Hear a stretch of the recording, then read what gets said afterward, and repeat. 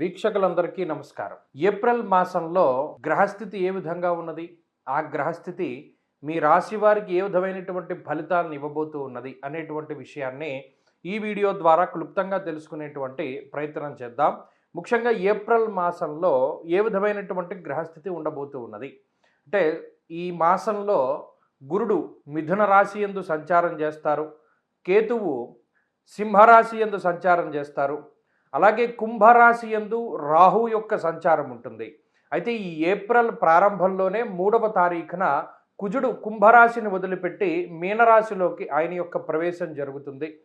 అలాగే ఈ మాసంలోనే బుధుడు 11వ తారీఖు నాడు ఆయన కుంభరాశిని వదిలిపెట్టి మీనరాశిలోకి ప్రవేశం చేస్తారు. అంటే కుజుడితో పాటుగా బుధుడు, అక్కడే శనేశ్వరుడు, రవి యొక్క సంచారం కూడా జరుగుతూ ఉన్నది. అంటే దాదాపుగా ఏప్రిల్ 15వ తారీఖు వరకు మరలా ఒక పంచగ్రహ కూటమి ఏర్పడుతుంది. చంద్రుడితోటి కలుపుకొని రవి, శని, అలాగే కుజుడు, బుధుడు, చంద్రుడు, ఈ 5 గ్రహాలతోటి మీనరాశి యందు పంచగ్రహ కూటమి ఏర్పడుతుంది.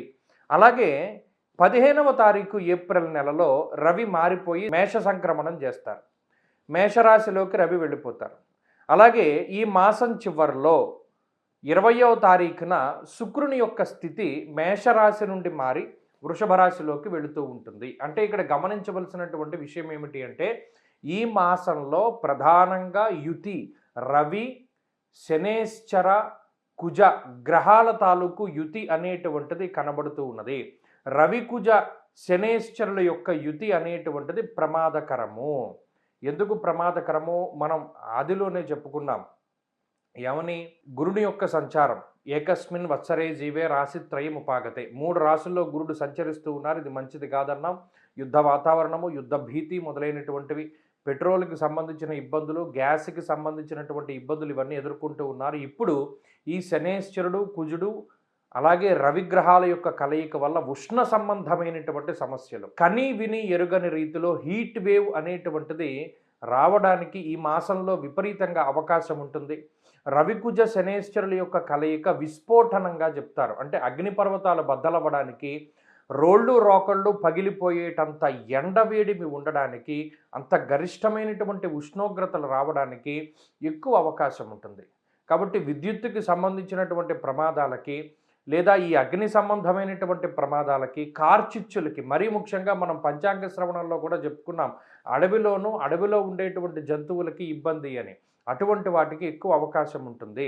కాబట్టి ఈ ఏప్రిల్ మాసంలో కొంచెం మనం ఈ విషయాల మీద దృష్టిని పెట్టుకుని అప్పుడు మన రాశి ఫలితాలని చూసుకోవాలి. కర్కాటక రాశి వారికి ఏప్రిల్ మాసము మిశ్రమమైనటువంటి మాసము. అంటే మార్చితో గనక పోల్చుకుంటే ఇది చాలా ఎక్కువగా మీకు యోగించే మాసం కిందే లెక్క. కారణం ఏంటి అంటే, మార్చి నెలలో లేదా ఫిబ్రవరి నెలలో ఏర్పడ్డటువంటి పంచగ్రహ కూటములు ఏవైతే ఉన్నాయో అవి మీకు సప్తమ, అష్టమ స్థానముల యందు ఏర్పడినటువంటి కూటములు. ఇవి అంత మంచివి కాదు. ఈ కర్కాటక రాశి వారి యొక్క ఆత్మస్థైర్యాన్ని కానీ, లేదు కొంత బలాన్ని కానీ, లేదా మీ మీద మీకు ఉండేటువంటి నమ్మకాన్ని కానీ అవన్నీ తీసేస్తుంది ఆ గ్రహస్థితి. ఏముంది? అష్టమంలో కుజుడు, అష్టమంలో రాహువు, అష్టమంలో బుధుడు, అష్టమంలో చంద్రుడు, అష్టమంలో రవి. పోయిన నెలలో అంటే మార్చి నెలలో ఎంత ఇబ్బందులు ఎదుర్కొంటారు అంటే, దుర్దోష శత్రు సంవాదో గమనం వ్యధ, కార్యహానిర్ మనస్తాప, అలాగే ప్రవాసం కార్యహాని స్యాత్.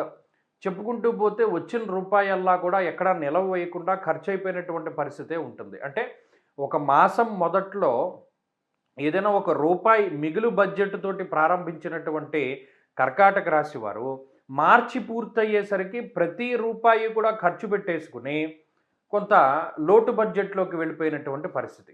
ఏమంటే ఈ ఖర్చు పెట్టిందల్లా కొన్ని గతంలో చేసిన అప్పులు కన్నా ఇంకోటి తీర్చడానికే ఖర్చు పెట్టి ఉండొచ్చు, కానీ అక్కడ నిలవలు లేవు కదా, ఖజానాలో మొత్తం ఖాళీ అయిపోయింది. అలాగే ఎంత మంచి చేసినా బంధువుల నుండి కానీ, లేదా మిత్రుల నుండి కానీ, లేదా కుటుంబ సభ్యుల నుండి కానీ సరైనటువంటి స్పందన లేదు.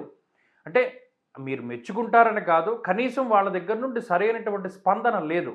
మీరింత కష్టపడ్డారు, మీరింత గొప్ప కార్యక్రమాన్ని చేశారు అనేటువంటి మాటలు కూడా వారి దగ్గరికి రాకపోవడం వల్ల వారి దగ్గర నుంచి కొంత మానసికమైనటువంటి ఇబ్బంది ఉంటుంది. అలాగే మీరు మార్చి నెలలో గమనించండి, ఎంత కష్టపడ్డారంటే అంత కష్టపడ్డారు. అంటే ఓవర్ టైం చేశారు, కొన్ని సందర్భాల్లో మీ పని కాకపోయినా మీరు చేశారు. అలాగే మీకు సంబంధం లేని విషయాల్లోకి మీరు వెళ్ళారు. దానివల్ల ఇతరుల చేత మాటలు పడ్డారు. మీ చేతిలో ఉన్న డబ్బు ఖర్చయింది. మీ చేతిలో ఉన్న సమయం ఖర్చయింది. మీకున్నటువంటి శక్తిని ఖర్చు పెట్టారు. శక్తికి మించి కష్టపడ్డటువంటి పరిస్థితులు మార్చి నెలలో కర్కాటక రాశి వారికి ఉన్నాయి. మరి ఈ మాసంలో అటువంటివేమీ ఉండవు. ఎందుకంటే అష్టమంలోంచి గ్రహాలన్నీ వెళ్ళిపోయాయి కాబట్టి. అష్టమ కుజుడు వెళ్ళిపోయారు. అష్టమ బుధుడు వెళ్ళిపోయారు. అష్టమంలో ఉండేటువంటి రవి వెళ్ళిపోయారు. కాబట్టి ఈ మాసంలో అన్నీ 9వ స్థానంలోకి వెళ్ళాయి గ్రహాలు. సరే ఈ మాసంలో యోగించేటువంటి గ్రహాలు అంటే ఏమీ లేవు మరలా. అంటే ఒక్క శుక్రుడు మినహాయించి, చంద్రుడు మినహాయించి యోగించేటువంటి గ్రహాలు ఏమీ లేకపోయినప్పటికీ ఇక్కడ ప్రతికూలించే గ్రహాల సంఖ్య తగ్గిపోవడం అనేటువంటిది చాలా గొప్ప విషయం. మీరు గమనించండి, సుఖంగా ఉండకపోయినా పర్వాలేదురా బాబు, మనకు మాత్రం ఇబ్బంది రాకూడదు అనేటువంటి మనస్తత్వం చాలామందిలో ఉంటుంది. అటువంటి వాళ్ళందరూ కూడా బాగుపడతారు నిజంగా. మీరు గమనించండి, కనీసం ఫ్యాన్ ఉంటే సరిపోతుంది, ఏసీ అక్కర్లేదురా బాబు, ఆ ఫ్యాన్ కూడా లేదు మా ఇంట్లో, కాబట్టి కనీసం ఫ్యాన్ ఉంటే చాలు అనేటువంటి భావన ఎక్కువగా ఉంటుంది. కాబట్టి ఇక్కడ ప్రతికూలించే గ్రహాల సంఖ్య తగ్గిపోయినప్పుడు అనుకూలించే గ్రహాలు లేకపోయినా కర్కాటక రాశి వారికి ఈ నెల బాగానే వెళుతుంది. కారణం ఏంటి అంటే ఈ ఈ ఇబ్బంది తగ్గింది కాబట్టి. కాబట్టి ఆటోమేటిక్గా వీరు దాటగలుగుతారు.